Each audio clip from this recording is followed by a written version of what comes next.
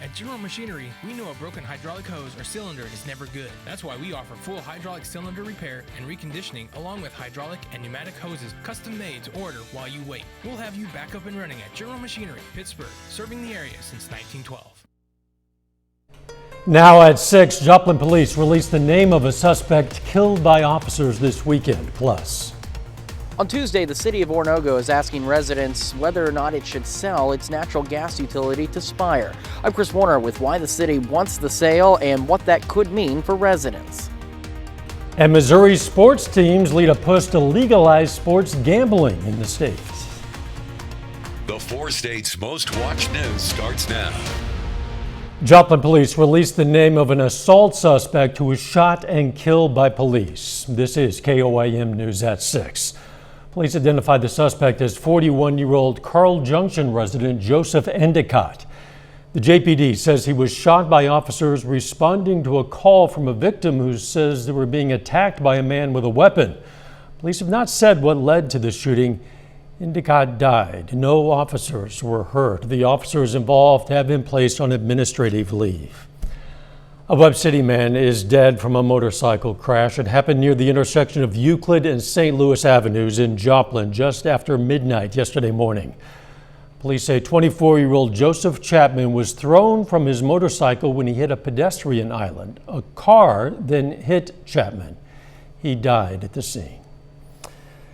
Some cold, wet, overall nasty weather out there. Nick Kelly. Plenty of it to kick off the first day of November, Dow, and not to mention the new work week and school week for the kids. A complete 180 after we had a pretty good weekend, but now we're just dealing with a lot of clouds and still some wet rows from 7th and Rangeline at the top of the 6 o'clock hour. Fortunately, we're not seeing a lot of heavy rainfall, or barely any rainfall for that matter, out in our corners of Kansas and Oklahoma. Still some light to moderate rain along in south of 44 and southwestern Missouri, and I think we'll actually get a little bit of a break in the rain chances as we go deeper into the overnight.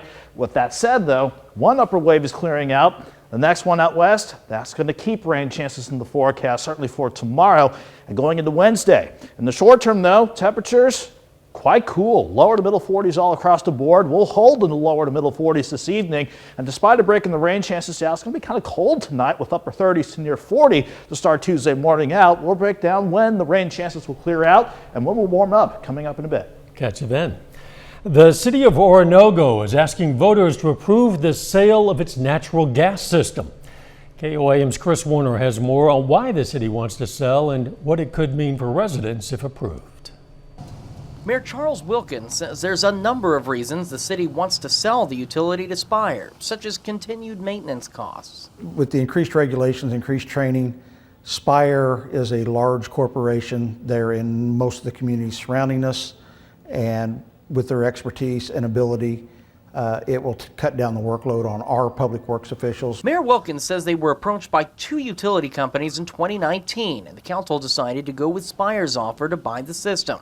As for billing, Mayor Wilkins says residents shouldn't see a significant difference. The bills will be very similar in pricing, where our bills change month to month based on spot prices of natural gas.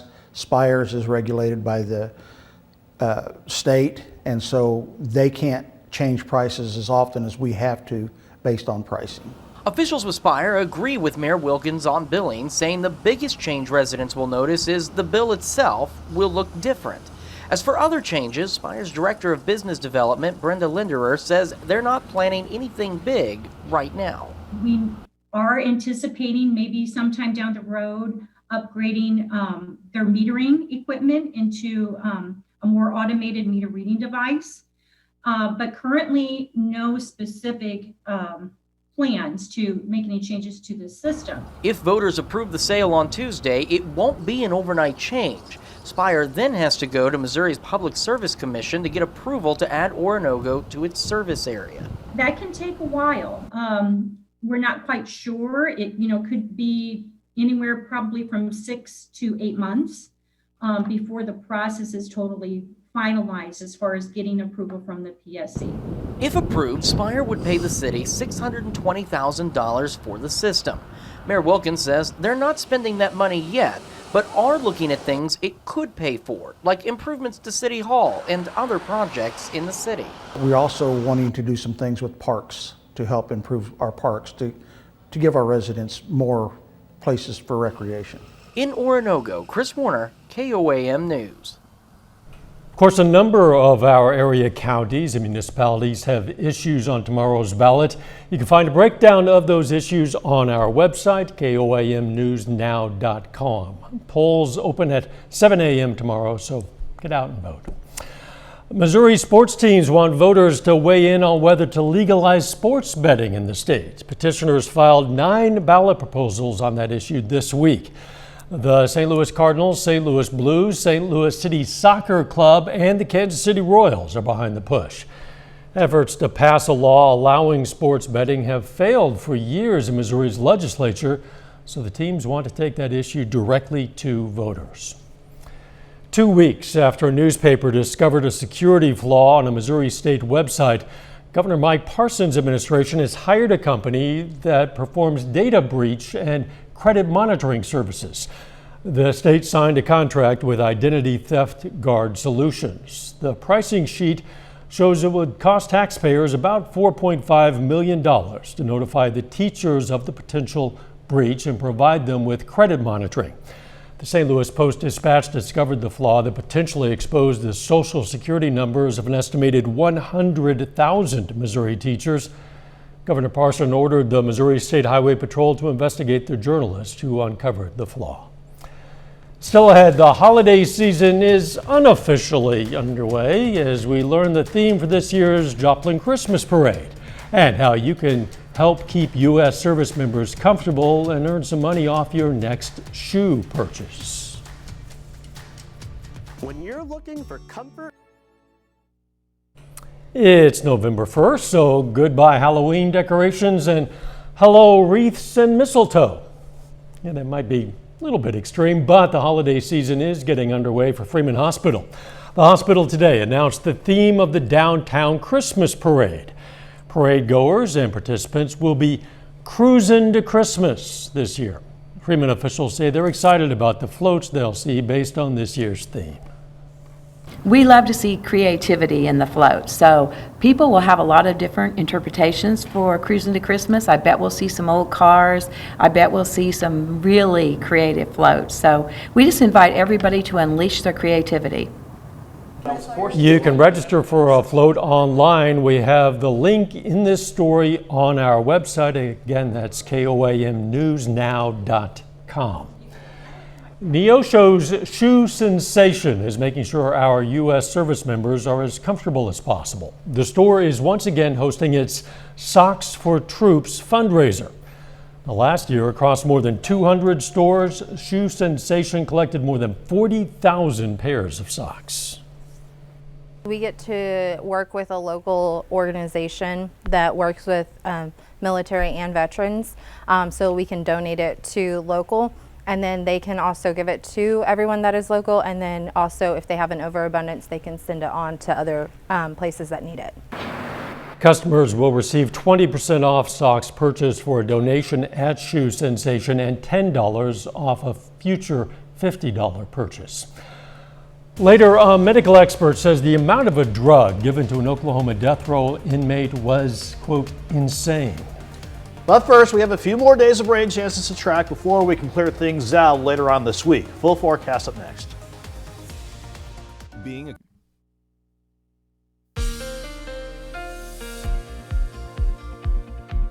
Talk about a complete 180. We went from a beautiful weekend, certainly a nice Halloween this time around, to quite a bit of cloud cover and plenty of rain chances to go along with it. That certainly makes a big dent in temperatures compared at least to the lower 60s and upper 50s that we saw yesterday.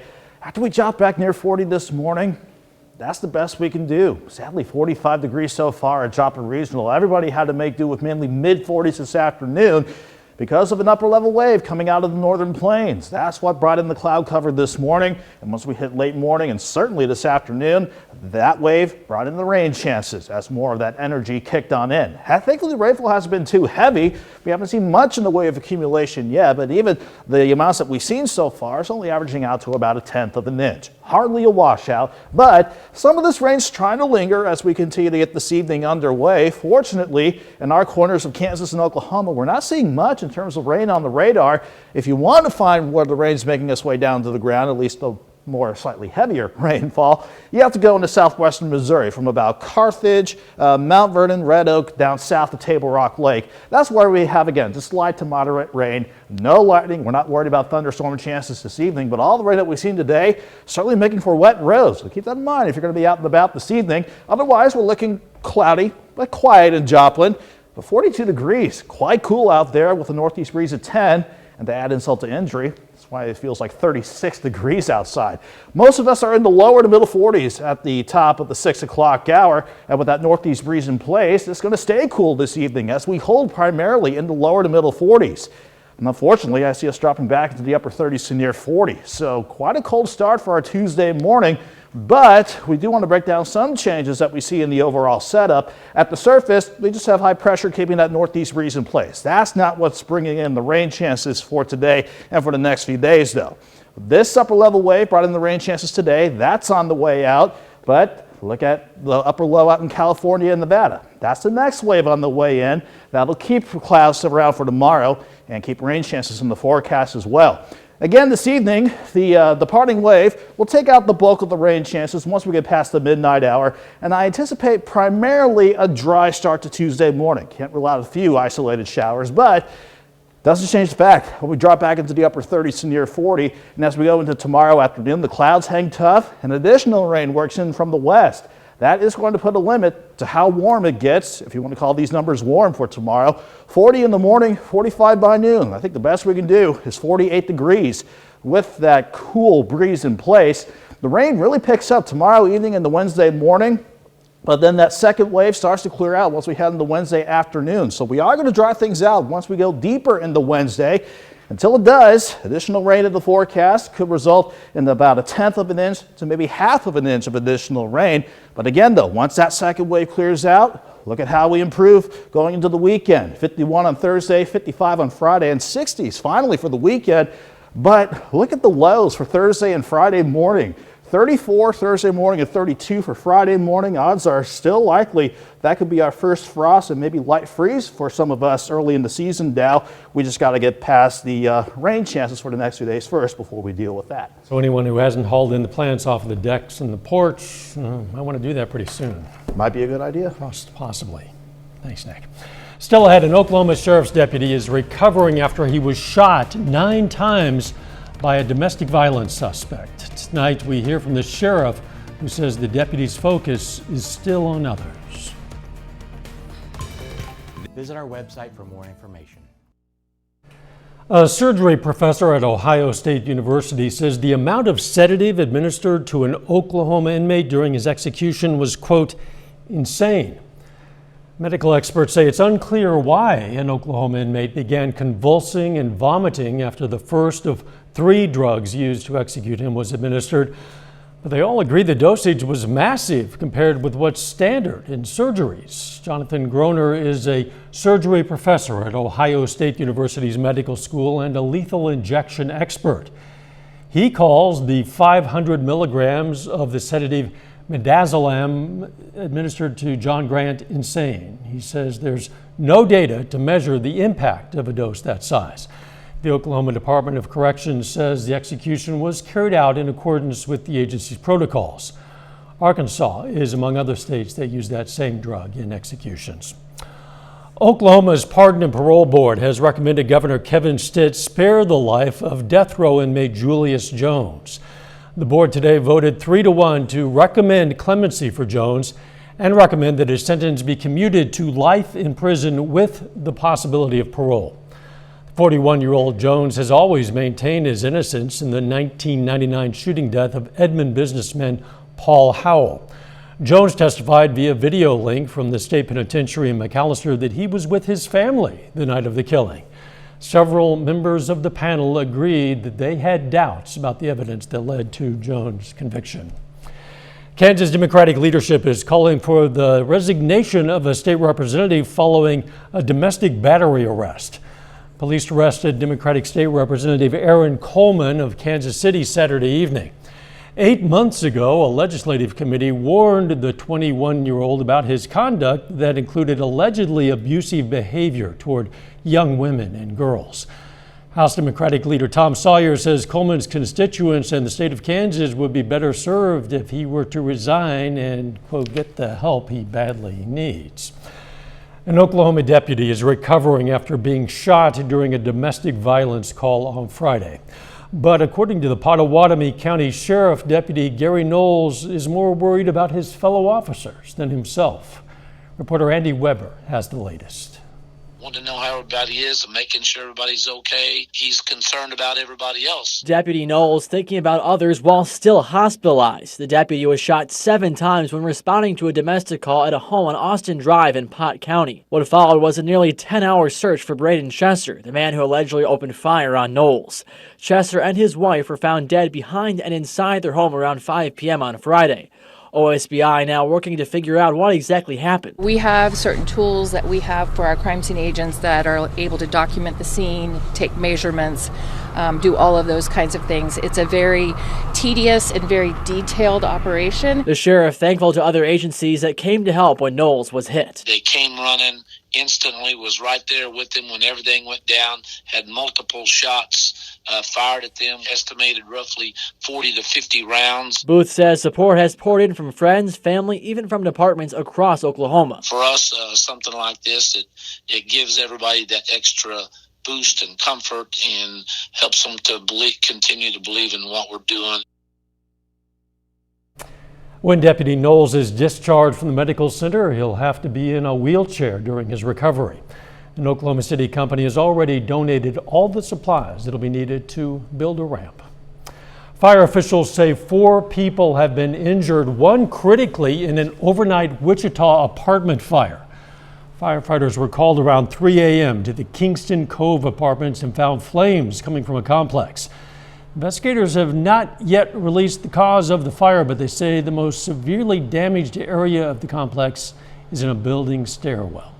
A final check on the weather is next. Take time now to honor a local Vietnam War veteran. Sergeant Major Nelson Williams served in the U.S. Army. His hometown, Joplin. And we are proud to salute Sergeant Major Nelson Williams. He's tonight's 4-state hero.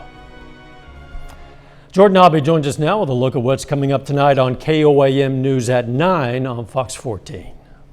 Tonight at 9, the FAA is considering warning airlines and pilots about possible interference problems related to new 5G cell phone technology. Also, the Biden administration makes plans to expand the COVID-19 vaccine rollout to children as young as 5 years old. And a new survey shows how long it takes for the average child to eat all of that Halloween candy. That and more tonight. KOAM News at 9 on Fox 14. Jordan, thanks. Today marks the beginning of Native American Heritage Month. Now, back in 1990, President George H.W. Bush designated November as a month to recognize the sacrifices, contributions, and achievements of Native American people. President Biden released a statement this year saying Native American roots are embedded in our land. He said, as a country, we should uphold our treaty responsibilities and recommit to strengthening Native sovereignty. According to the Department of Indian Affairs, there are about 326 reservations in the U.S., making up more than 56 million acres of land. Much of that here in the 4 states. Hey, to kick off the month, Google is paying tribute to the late Native American artist Weewaw. Weewaw was revered as a cultural leader and a Zuni tribe mediator. The artist was also a Vamana, which in the Zuni tribe is a 3rd gender, neither strictly male nor female. Weewaw was born around 1849 in what is now the state of New Mexico. The artist also traveled to Washington, D.C. in an effort to establish a cultural exchange. It's chilly out there and the temperature is dropping right now. Yeah, it's going to stay rather cool for the next few days as long as the clouds and the rain chances stick around for Tuesday and Wednesday as well. Highs only in the upper 40s, but once we get past Wednesday afternoon, we'll dry out and warm back up just in time for the weekend. Nick, thanks, and thank you for joining us. We'll see you right back here for KOAM News at 10. Let's make it a great evening.